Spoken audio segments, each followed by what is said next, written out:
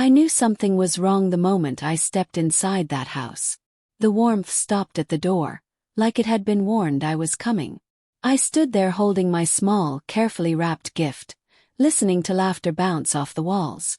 It was loud, careless laughter, the kind that fills a room without asking who might be left out. For a second I told myself I was imagining it. That old age had made me sensitive. That Christmas always made people emotional. But my chest already felt tight. The living room glowed with soft lights and ornaments I didn't recognize. Everything looked polished, staged, perfect. The smell of roasted meat and cinnamon hung in the air, thick and heavy, making my stomach ache instead of growl. Coats were draped over chairs, shoes lined neatly near the wall. Proof that everyone else had arrived earlier. Together. "Mom, you made it," my son said, appearing briefly. His smile quick and distracted. "I did," I replied, forcing my own. "Traffic was." "That's good," he interrupted gently, already turning away. "Dinner's almost ready." And just like that he disappeared back into the noise. I stood there alone, gift still in my hands, watching people move around me as if I were a piece of furniture. No one took my coat. No one asked how my drive was. I waited, unsure where to place myself, unsure where I belonged. Then I noticed the table. It was long, beautifully set, candles flickering between plates and folded napkins. Every chair was pulled out just enough to show intention. Couples sat side by side. Children had their places marked with little name cards. Even the empty seats had purpose. All except one. Mine didn't exist. I scanned the table again, slower this time.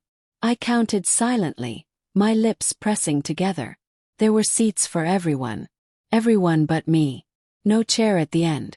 No space squeezed in. No extra setting waiting to be adjusted. Just absence. I felt my face grow warm as I shifted my weight from one foot to the other. Maybe they planned to add it later, I told myself. Maybe they assumed I'd sit somewhere else. Maybe. "Why don't you just stand there for now?" someone said behind me casually. Turned. My daughter-in-law smiled, polite and thin, her eyes already moving past me.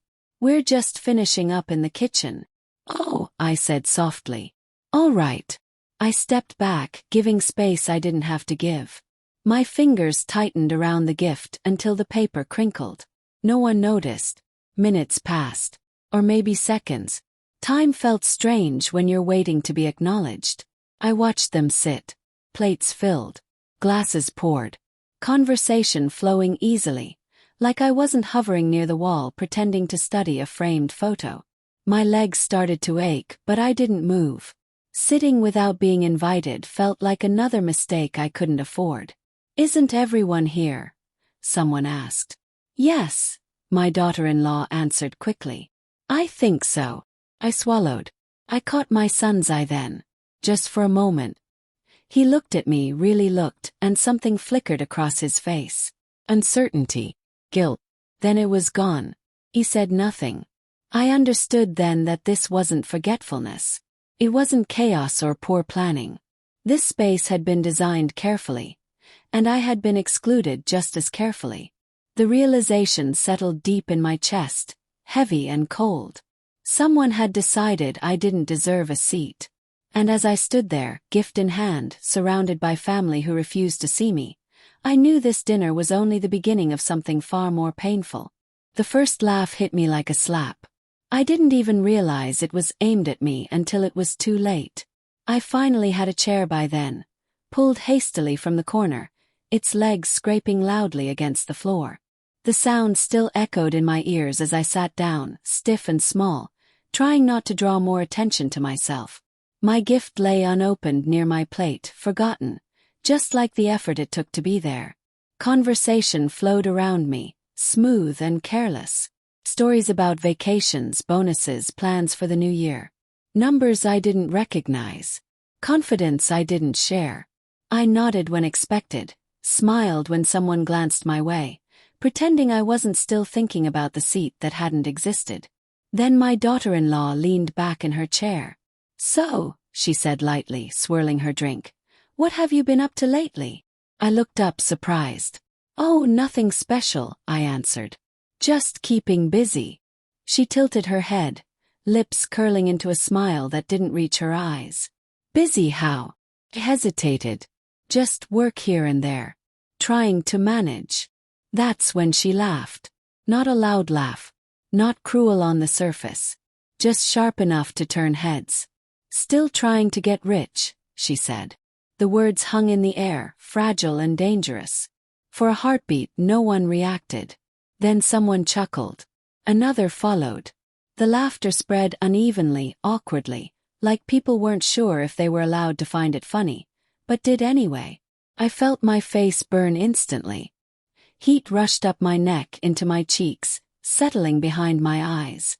My mouth opened but nothing came out. I searched the table for my son again, desperate this time. He stared at his plate. "Oh, I didn't mean it like that," she added quickly, waving her hand. "It's just, you're always talking about plans, ideas. I admire the optimism." Optimism. That's what she called it. I forced a smile, thin and shaky. "Dreaming keeps you alive," I said quietly. She shrugged. "Sure. As long as dreams don't turn into expectations." The laughter returned, softer this time, but it cut deeper. I nodded as if I agreed, as if the words hadn't landed exactly where she intended them to. Inside, something twisted painfully. I told myself not to react. Not tonight. Not at Christmas. I had spent years swallowing comments like this, learning to let them pass. I told myself this was just another one. Careless joke. A misunderstanding. But jokes don't echo like that. And misunderstandings don't leave bruises you can't see. I stared down at my plate, suddenly unable to eat. The food blurred slightly as my eyes stung. I blinked hard, refusing to cry. Crying would only confirm what she already believed, that I was weak, that I deserved the joke. "Mom," my son said quietly, finally looking up. "You okay?" "Yes," I replied too quickly. "Of course." He nodded, relieved, and turned back to his conversation. That was it. That was all the defense I was going to get. The rest of the dinner passed in fragments. Forks clinking. Glasses refilled. Stories told louder than necessary. I felt like I was underwater, watching mouths move, laughter ripple, without fully hearing any of it. I wondered when I had become this version of myself. The one people felt comfortable mocking. The one whose struggles were entertainment. I remembered the years I had worked double shifts, skipped meals, delayed dreams so my son could have more. I remembered telling myself it was worth it. Now, sitting there, humiliated at a table I barely had a place at, I wasn't so sure. I pushed food around my plate, appetite gone. My daughter-in-law leaned toward someone beside her, whispering something I couldn't hear. They both laughed softly. She glanced at me just briefly. And that's when I saw it. A smirk. It was small, almost invisible. But it was there, controlled, satisfied. Not the face of someone who had misspoken. Not embarrassment. Not regret. It was victory. My stomach dropped. That comment hadn't slipped out. It had been placed carefully, like a blade disguised as a joke. Meant to wound, but not enough for anyone else to call it cruelty. I looked away, my hands trembling slightly in my lap. In that moment, I understood something painful and irreversible. She hadn't laughed with the room. She had laughed at me. And as the candles flickered and the room filled with false warmth, I knew this wasn't going to be the last time she reminded me exactly where she thought I belonged. The laughter followed me even after it stopped. It echoed in my head, sharp and endless, like it had found a permanent place to live. I sat there long after the joke had passed, my hands folded tightly in my lap, replaying every second of it. Her tone, timing, the way the room reacted. I asked myself the question I hated most. Did I deserve it? I searched my memory the way someone searches for loose change at the bottom of a bag. Desperate, almost ashamed. I thought of the times I showed up uninvited just to help. Babysitting without being asked. Bringing groceries when money was tight for them.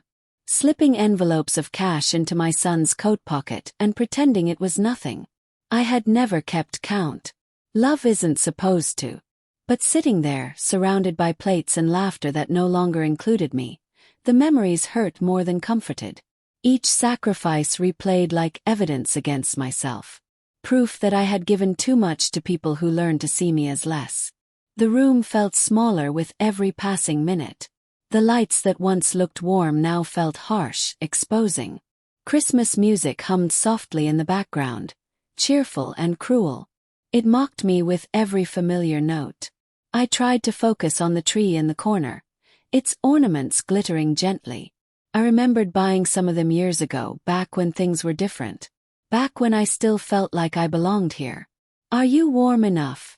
someone asked casually. "Yes," I replied automatically, though a chill had settled deep in my bones. I wrapped my arms around myself, pretending it was about the temperature. In truth, I felt stripped, seen in the worst way.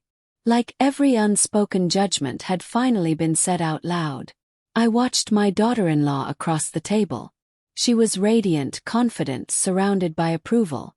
She laughed easily, leaning into conversations, her voice carrying just enough to command attention. I wondered when I had become invisible next to her. Or worse, visible only as a warning of what not to be. My son laughed too. Not loudly, not cruelly, but he laughed. That hurt the most. I stared at him, remembering the boy who used to run to me with scraped knees and broken toys. The boy who once told me, "You're the strongest person I know." Somewhere along the way, strength had turned into embarrassment. I pushed my chair back slightly, the sound barely noticeable. I needed air. Or silence. Or something that wasn't this. As I stood, I heard my name. Not spoken to me. Spoken about me. I froze near the hallway, half hidden by the shadow of the doorway. The voices came from the other side of the room, low but careless. They thought I was gone. "I swear," my daughter-in-law whispered, amusement thick in her voice. "She still thinks something's going to work out for her." Someone chuckled softly. "At her age." "I know," she replied. "It's almost sad. Always talking about plans. Like she doesn't see how things really are." My chest tightened painfully. "Do you think she expects help from us someday?" Another voice asked. There was a pause. Then laughter. Quieter. Meaner. "I hope not," my daughter-in-law said. "That would be awkward." I pressed my hand against the wall to steady myself. My heart pounded so loudly I was afraid they could hear it. The realization crashed over me, cold and undeniable. I wasn't the punchline because of what I said tonight. I was the punchline long before I arrived. This dinner wasn't the beginning. It was the continuation of a story I hadn't known I was part of. One where my role had already been decided. The foolish dreamer. The poor relation. The woman people tolerated out of obligation, not respect. I stepped back quietly, my movements careful, controlled. I didn't want them to know I had heard. Knowing would ruin whatever satisfaction they were getting from pretending kindness. I returned to my seat slowly, my legs unsteady. No one noticed. Or maybe they did and chose not to. I picked up my fork and stared at my plate, the food untouched and cold. Around me, the conversation resumed, lighter now, relieved. As if something had been settled. Inside, something had. I felt a shift I couldn't yet name. Not anger. Not sadness alone. Something heavier. Something final. As I sat there, smiling faintly, playing my part, I understood one painful truth. They had been laughing at me for a long time. And somehow, this was only the beginning. Silence can be louder than cruelty. That night, my son's silence screamed. After what I heard in the hallway, I couldn't stop watching him. Every movement, every laugh, every time his eyes avoided mine. I waited for something, anything that would tell me I still mattered to him. A look of discomfort, question, defense, never came. He sat beside his wife, relaxed, nodding along to conversations I barely heard. His hand rested easily near hers, fingers brushing now and then, a quiet show of unity. I told myself that was normal, that marriage changes things, that loyalty shifts, but I kept wondering when it stopped including me. I remembered teaching him to speak up, telling him, if something feels wrong, say it. I wondered what lesson he had learned instead. Dinner finally ended, plates cleared, laughter fading into tired chatter. People moved into the living room, coffee cups in hand. I watched my opportunity approaching slowly, like a storm you can't avoid. "Can I talk to you for a minute?" I asked him softly. He hesitated, just for a second, then nodded. "Sure, Mom."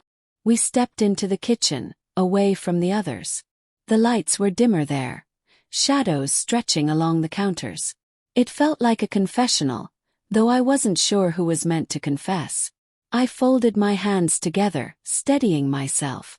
"Did you hear what she said earlier?" I asked carefully.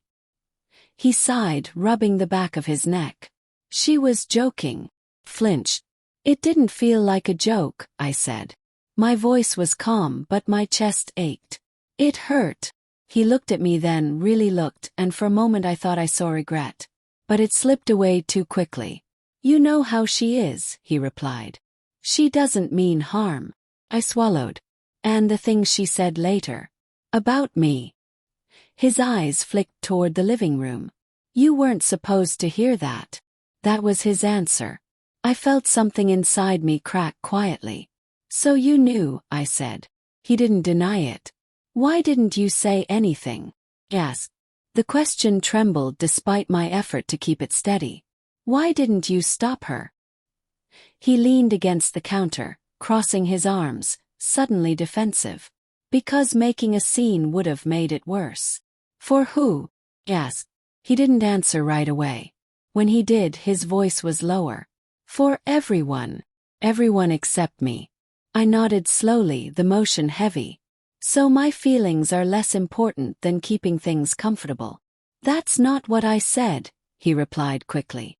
"It's what you meant." The kitchen felt smaller with every word. The hum of the refrigerator filled the space between us, cold and mechanical. I stared at the familiar cabinets, remembering late nights making his favorite meals, packing lunches, waiting up for him when he was late. "I raised you to be kind," I said quietly. "To stand up for people." He looked away. "This isn't about kindness. It's about reality." Reality. That word landed harder than the joke ever had. "What reality?" I asked. He hesitated again, then spoke as if choosing his words carefully. "You don't really fit into her world, Mom. And pushing back just complicates things." I felt the air leave my lungs. "So it's easier if I just accept it," I said. He shrugged slightly, not meeting my eyes. "It's better this way." Better. The word echoed in my head as if it didn't belong to this conversation. Better for whom? Better than what? Better than dignity. I stared at him, trying to reconcile the man in front of me with the child I remembered. Somewhere along the way, my son had learned that silence was safer than truth. That peace was more important than fairness. I wanted to argue, to remind him of everything I had done, of who I had been for him. But the exhaustion settled in too deep. "I see," I said finally. He looked relieved, mistaking my quiet for agreement. "Thank you for understanding." Understanding. I nodded once and stepped away before my face betrayed me. As I walked back into the living room, laughter rose again, louder now. His wife caught my eye briefly, her expression unreadable. But I felt it. A shift. Something between my son and me had changed permanently. Not with shouting, not with anger, but with a choice he had made long before tonight. And as I sat back down, surrounded by people who smiled easily, I realized I had just been taught my place. And this time it wasn't at the table. They think I am poor because I live quietly. They confuse silence with emptiness. After that night I went home alone, the streets washed in yellow light, Christmas decorations blinking like they didn't know how cruel the world could be. I drove slowly, hands tight on the wheel, my son's words looping in my head. "It's better this way." I laughed once, out loud, startling myself. Better for them, maybe. Better for people who never learned the cost of survival. They never saw the years I lived counting coins before counting dreams. The nights I chose bills over comfort. The jobs I took that bent my back and aged my hands. I wore the same coats for years, not because I loved them but because they still worked. I learned early that security doesn't announce itself. Hides. Wait. It grows quietly when no one is looking. I had been poor once. Truly poor. The kind of poor that teaches you discipline whether you want it or not. And I promised myself I would never be helpless again. So I planned. While others spent to look successful, I saved to be safe. I learned which risks to take and which to avoid. I listened more than I spoke. I watched how people changed when money entered the room. Especially family. I thought of the jokes at dinner. Laughter. The assumptions wrapped in smiles. They believed my small house meant failure. My simple clothes meant desperation. My quiet life meant I was waiting for someone to rescue me. They were wrong. I poured myself a glass of water and sat at my kitchen table, the familiar scratches on the surface grounding me. This table had seen years of decisions. Some painful, some wise. Oh mine. I remembered my daughter-in-law's voice. Still trying to get rich. As if wealth only arrived loudly. As if dignity needed an audience. I wasn't rich the way she imagined.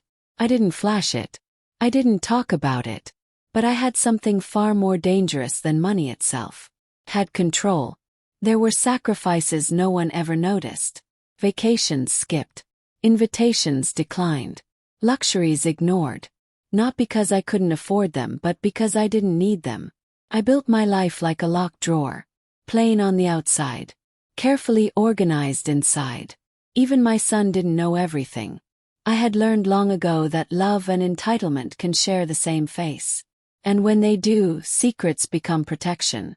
I stood and walked to the hallway, my footsteps slow, deliberate. The house was quiet, almost reverent.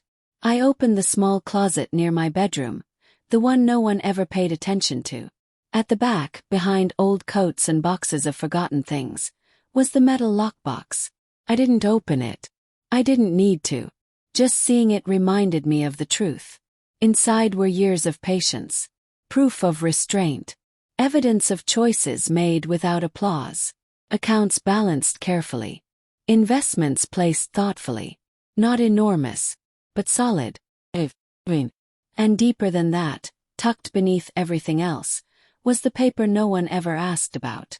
The paper they assumed didn't exist. I leaned against the wall, closing my eyes. The irony settled over me like weight. Being mocked for having nothing while holding something that could change everything. I realized then why their laughter hurt so much. It wasn't just humiliation. It was betrayal rooted in ignorance. They had decided my worth without ever knowing my story. And maybe that was my fault. I had stayed quiet to keep peace. I had hidden strength to avoid envy. I had mistaken restraint for invisibility. No more. I opened my eyes and exhaled slowly. The night outside was still. Somewhere people were laughing, celebrating, believing the stories they told themselves. They thought they knew me. But as my gaze lingered on that locked box, one thought became impossibly clear. There was a document inside, untouched for years. And when it was finally opened, nothing would ever be the same. The truth didn't come screaming. It slipped out softly like a secret that thought it was safe. It was late when it happened. The house had thinned out, coats gathered, hugs exchanged, doors closing one by one. Christmas music still played somewhere, low and tired, like it wanted the night to end. I stayed longer than I should have, helping with dishes no one asked me to wash. I told myself I was being polite. The truth was, I wasn't ready to go home yet. The kitchen smelled of soap and leftovers.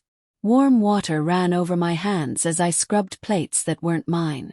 My daughter-in-law stood nearby, scrolling on her phone, her heels finally kicked off. The confidence she wore earlier had softened into something looser, careless. "That was a long evening," she said casually. "Yes," I replied. "It was." She leaned against the counter, sighing. Family gatherings always are. I nodded, keeping my eyes on the sink. I had learned how to listen without looking. It made people forget you were paying attention. She glanced toward the hallway, lowering her voice. Honestly, sometimes I worry about the future. I paused slightly, then continued washing. My parents always told me to plan ahead, she went on. You never know what people are really leaving behind. Leaving behind. The words landed softly, but they stayed. I dried my hands slowly. That's true, I said. She smiled, relieved by my agreement. Right. I mean, you work your whole life, and if you're not careful, everything just disappears. I turned toward her then, curious despite myself. Disappears how? She laughed lightly. You know. Medical bills. Bad decisions. People who don't plan. People like me. I'd hate for my husband to be caught off guard someday, she continued. Especially if expectations aren't met. Expectations. I felt my pulse quicken, but my face remained calm. Expectations can be dangerous, I said quietly. She shrugged. Only if they're unrealistic. There it was. The unspoken assumption.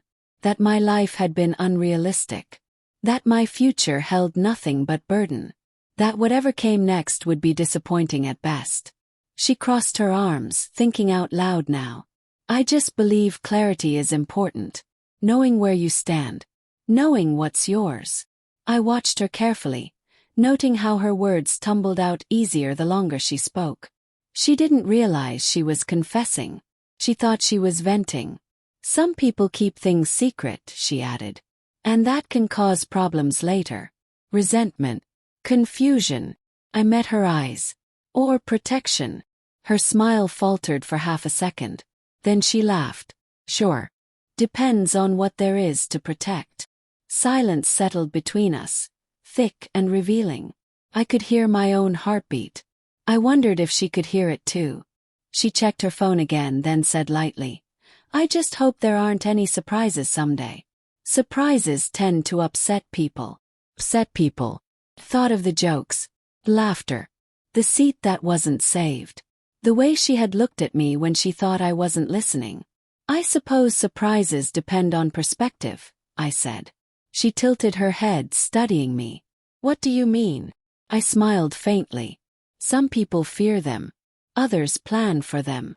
She laughed again, but this time it sounded uncertain. Well, planning is everything. Yes, I agreed. It is. Footsteps approached from the living room, and the moment fractured. My son appeared in the doorway, asking if we were ready to leave. She straightened instantly, warmth snapping back into place like a practiced reflex. Of course, she said brightly. I dried my hands and picked up my coat. As we walked out together, I felt something settle inside me with frightening clarity. Her mockery hadn't come from confidence. It had come from fear. Fear of what I might have. Fear of what I might leave behind. Fear that the woman she dismissed so easily might still hold power she couldn't see. In the car, driving home through quiet streets, her words replayed themselves one by one. Expectations. Clarity. What's yours? It was never about humor. Never about jokes. It was about inheritance. And suddenly everything made sense. I wrote my will on a quiet afternoon, long before anyone thought to laugh at me. Back then, it wasn't bitterness that guided my hand. It was love mixed with caution. I remember sitting at my dining table, sunlight falling across blank pages, my coffee growing cold beside me. I wasn't sick. I wasn't afraid of dying. I was simply aware of how quickly things change when money enters the conversation. Especially in families. People think wills are about death. They're not. They're about truth. About what you've seen, what you've learned, and who you trust when you're no longer around to explain yourself. At that time, I trusted my son completely. Or at least, I trusted the boy he used to be. I believed that fairness spoke for itself. That gratitude would naturally follow love. I was wrong. I never told anyone what I wrote. Not because I was hiding something shameful, but because peace requires privacy. I had watched relatives turn cruel over smaller things. Watched smiles disappear the moment numbers were mentioned. So I stayed quiet. Years passed. Lives grew. New people entered my son's world, bringing opinions, expectations, confidence. I noticed how conversations shifted, how questions changed shape.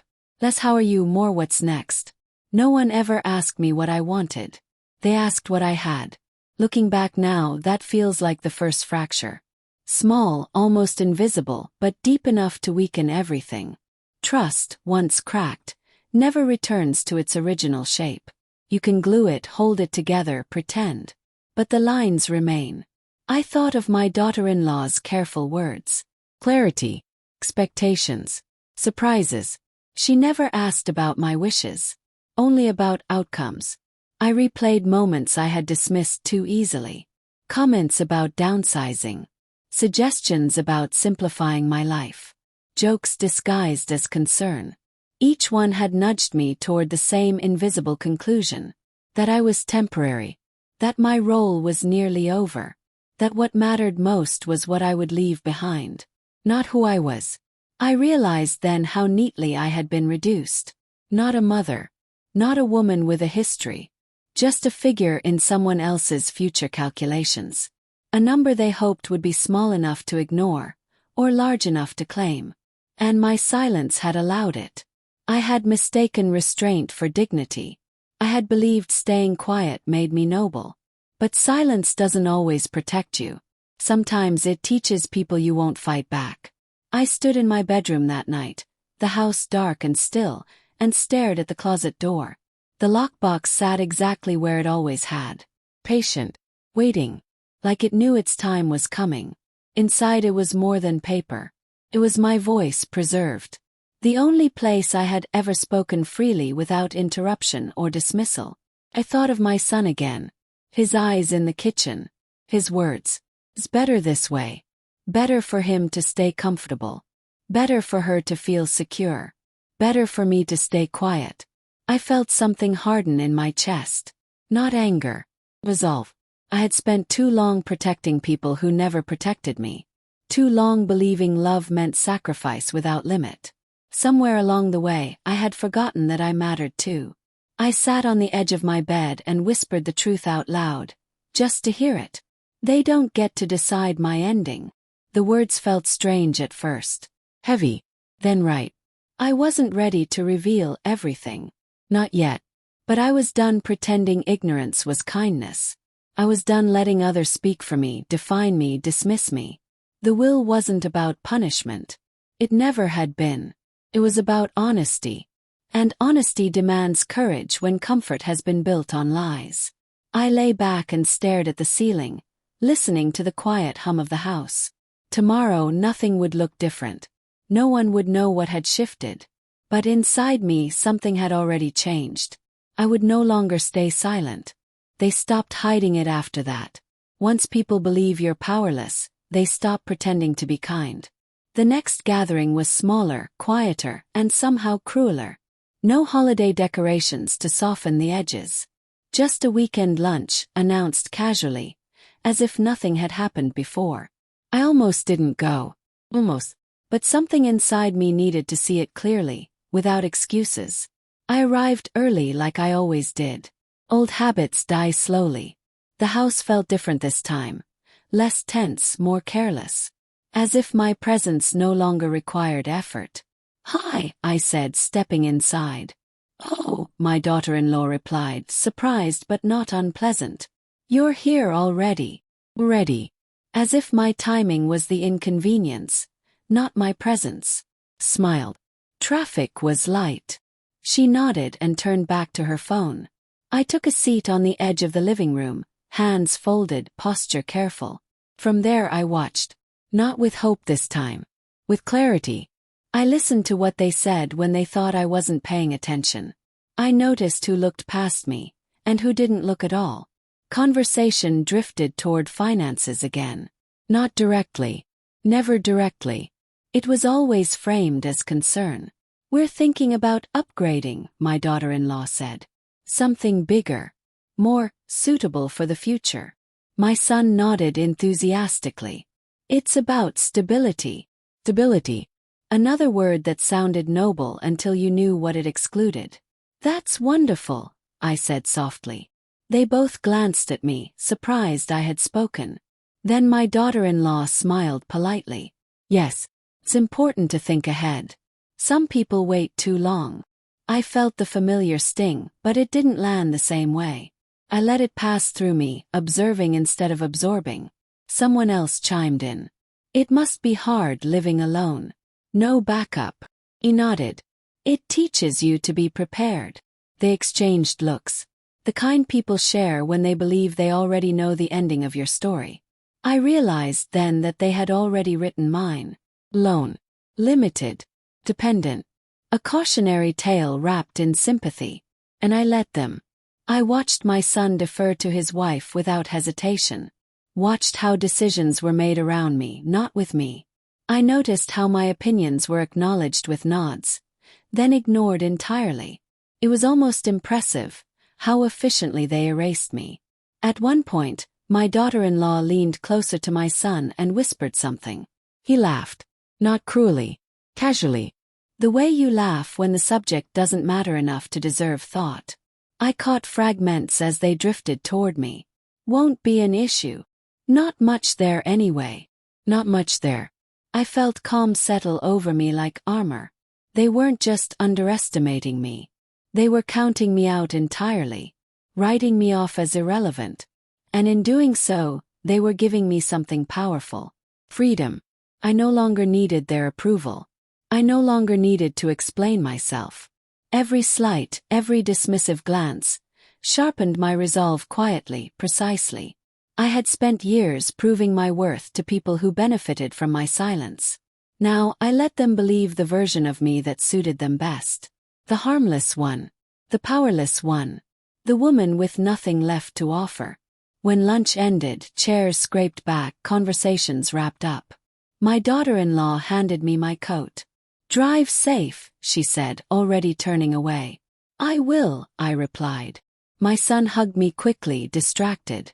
We'll talk soon, okay? Smiled. Of course. Outside the air was cold and clear. I paused beside my car, breathing deeply, letting the moment settle. There was no anger in me anymore. No desperation. Just certainty. They thought the story was ending. They didn't realize it was only changing narrators. That evening, back in my quiet house, I sat at my kitchen table and opened my calendar. I stared at the empty squares, the days waiting patiently to be filled. Picked up my phone. The number was already saved. My finger hovered for a moment. Then I pressed call. Yes, I said when the voice answered. I'd like to schedule an appointment. I didn't tell anyone. The moment I stepped into the office, I felt the air shift. Quiet, controlled, professional. Nothing like the chaos I had endured at home. The receptionist smiled politely, but I hardly noticed. My hands were clammy, and my heart beat faster than I expected. I had rehearsed these words 100 times. And yet, standing there, I realized that saying them aloud felt different. Realer, heavier. The lawyer appeared shortly after, calm and composed, a presence that demanded attention without force. I shook his hand, feeling the solid certainty in his grip, the kind that could anchor a storm. Have a seat, he said softly, gesturing to the chair across from his desk. His voice was neutral, even, a stark contrast to the voices I had been hearing all night. Neutrality had power. I sat, adjusting my coat, placing my bag on the floor. My fingers fidgeted with the strap, betraying a nervousness I had tried to ignore for months. I understand you'd like to discuss your estate, he began. Why don't you tell me what you have in mind? I swallowed hard. My voice came out quiet at first, almost a whisper. I want to make sure my wishes are clear. That my decisions are respected. He nodded, taking out a notebook. Of course. It's your life, your choices. You have complete control here. Complete control. The words felt like relief, like a warm hand lifting something I didn't even realize I'd been carrying. I hadn't realized how much weight I had been carrying. judgment, ridicule, invisibility. The lawyer didn't interrupt, didn't offer advice yet. He just listened. "I've watched them," I said, my voice gaining strength. "The way they talk, the assumptions they make. The way they count me out. My son, my daughter-in-law. They think I'm powerless. Invisible. That I won't act. That I won't protect what's mine." The lawyer leaned back slightly, fingers steepled. His expression unreadable but attentive. "And how does that make you feel?" Pause. It was a question I hadn't allowed myself to answer fully before. Angry. But also resolute.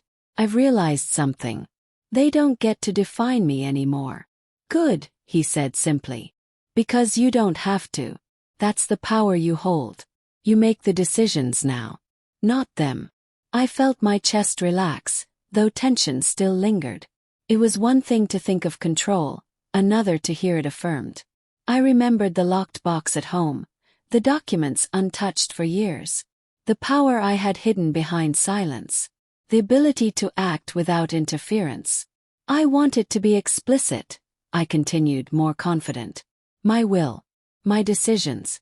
Nothing left to interpretation. I want everyone to understand what I intend, and what they are. Not to have." The lawyer's pen hovered over his notebook. "We can do that. Every detail can be recorded, every decision formalized. It's your choice how much you reveal, and how you structure it." He nodded. Every sentence, every word I spoke, was a small reclaiming of myself. I could feel the tension in my shoulders lessen, a subtle freedom I hadn't known I craved so desperately. He flipped through a few forms, explaining the options, the legal language, the structure. I listened, asking questions quietly, absorbing everything. Every possibility was mine. Every decision reaffirmed my autonomy. "I've kept this to myself for years," I admitted. "Because trust is difficult. Once broken, it's impossible to restore. I've learned that. I don't want to leave my choices to someone else's interpretation." "You don't have to," he said calmly. "This is about you. Your intentions. Your clarity. And legally it will be respected. You'll have the final say." I exhaled slowly. It was astonishing how empowering neutrality could be. I had rehearsed confrontations, imagined arguments, replayed insults endlessly. But this calm presence, this validation, it was weightless in a way confrontation never had been. "Once the documents are prepared, you'll review them. Make any changes you wish. When everything reflects exactly what you intend, you sign." He looked at me, eyes steady. "That one signature changes everything." The room seemed to pulse with possibility. The walls of the office, the polished desk, the neatly stacked files, they were no longer boundaries. They were tools. I could build the future on my terms. I realized how much I had underestimated my own voice. How years of silence had been mistaken for weakness, when really it was patience, strategy, resolve. I sat there, heart steadying, thinking of the laughter, the jokes, the dismissals. How small they had tried to make me feel. How little they understood the control I had quietly accumulated. Now it was my moment. My choice. My power. One signature. That was all it would take. And I knew with absolute certainty I was ready. I walked into the dining room that night and felt the familiar tightness in my chest. But this time it wasn't fear. It was anticipation. The table was set as usual. Plates polished, glasses sparkling, napkins folded precisely. My daughter-in-law smiled, unaware of the storm she was about to face. My son greeted me with the same distracted warmth, the same polite smile. Everyone assumed this dinner would pass like all the others. They were wrong.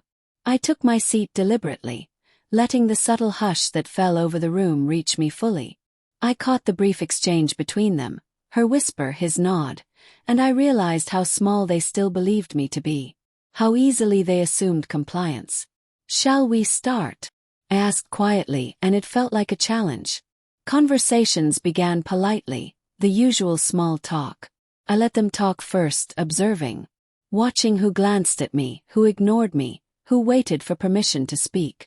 I remembered every slight, every laugh, every dismissive word. And then I spoke. "I've been thinking about our family," I said, calm, measured. "About respect, about expectations, and about honesty." The room stilled. Even the air seemed to pause. My daughter-in-law's smile faltered slightly. My son looked up from his plate, attentive now, sensing a shift. "I realize now that my silence has been misinterpreted," I continued, voice steady. "Some of you believe I am powerless, uninformed, unprepared." Her fork paused mid-air. Eyes widened.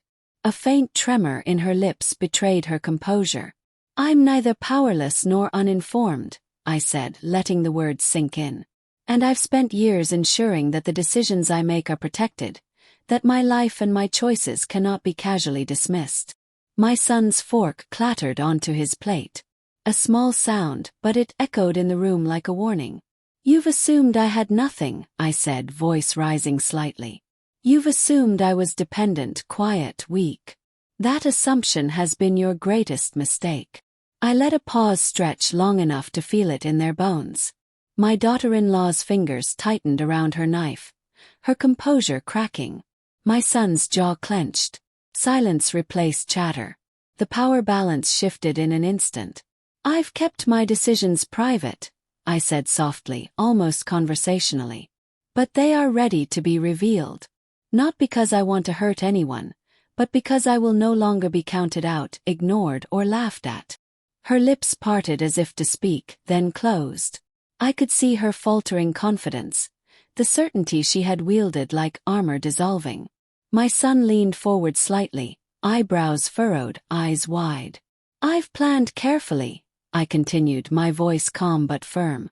"Protected what matters. Ensured that my intentions are clear, unchangeable, and legally binding." A shiver passed over the table. My daughter-in-law's usual laughter didn't appear.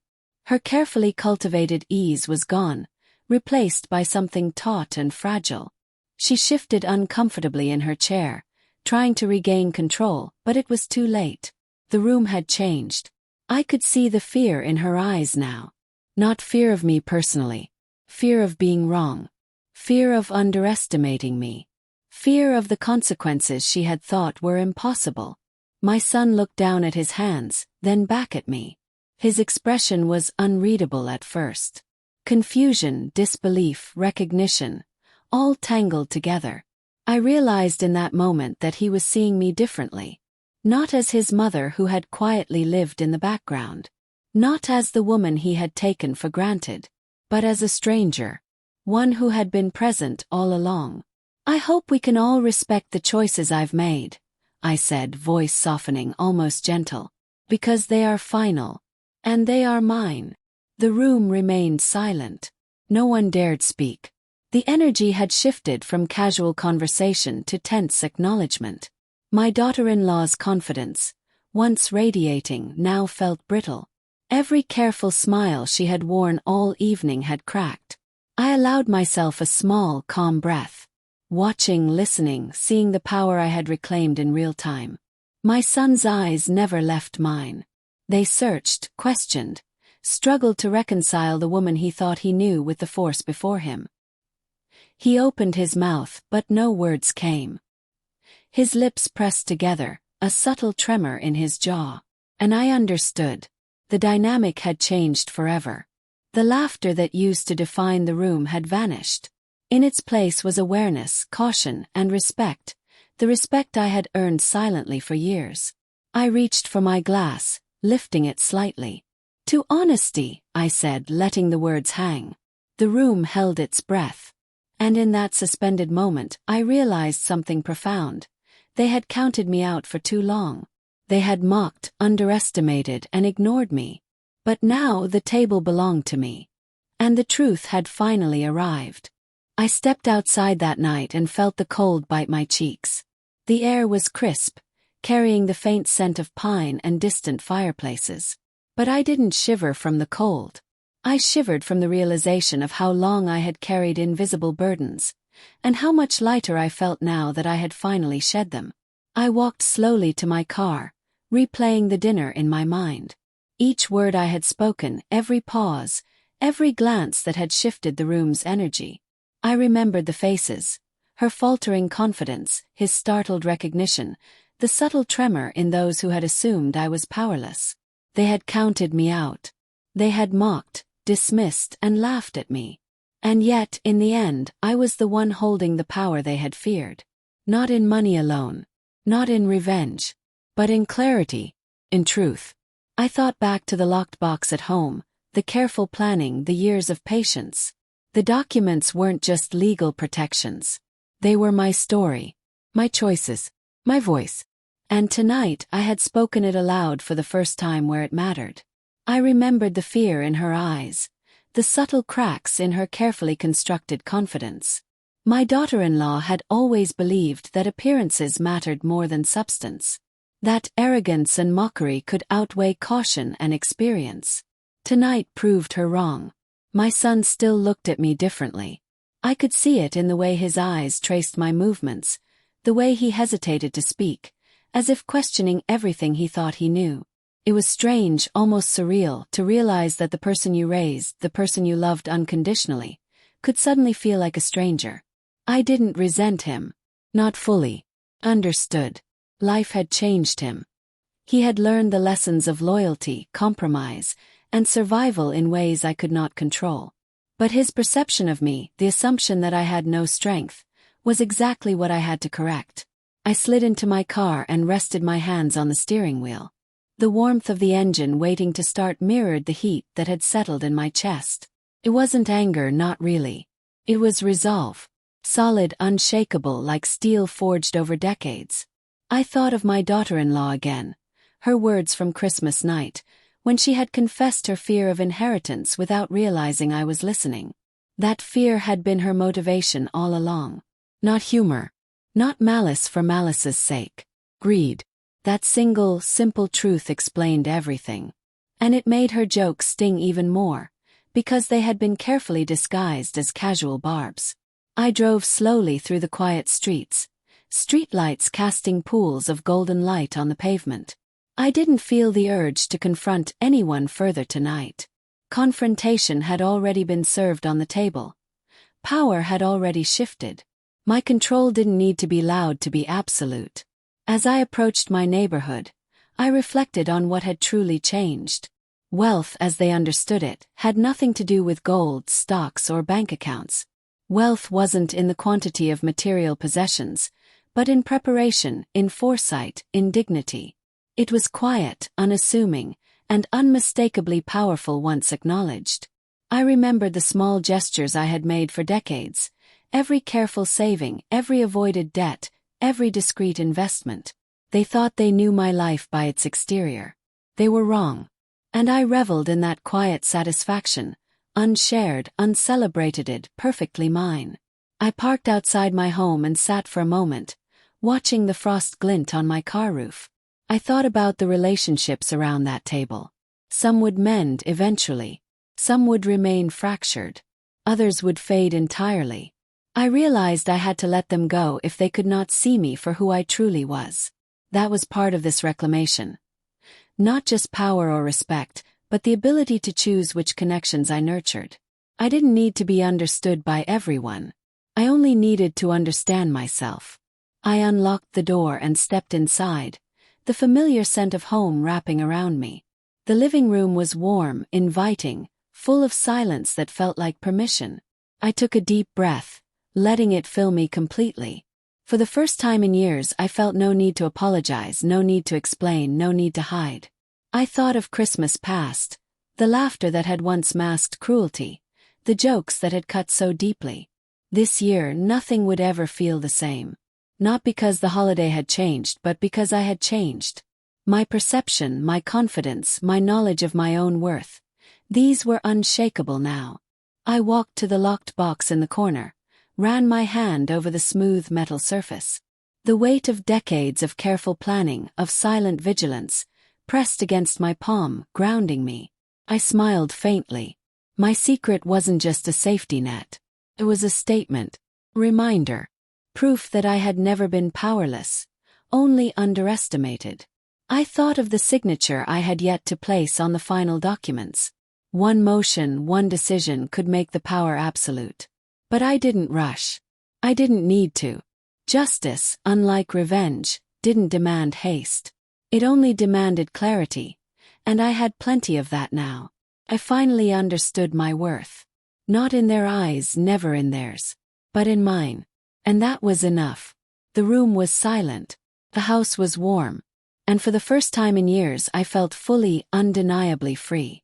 Christmas would never feel the same again. Neither would I.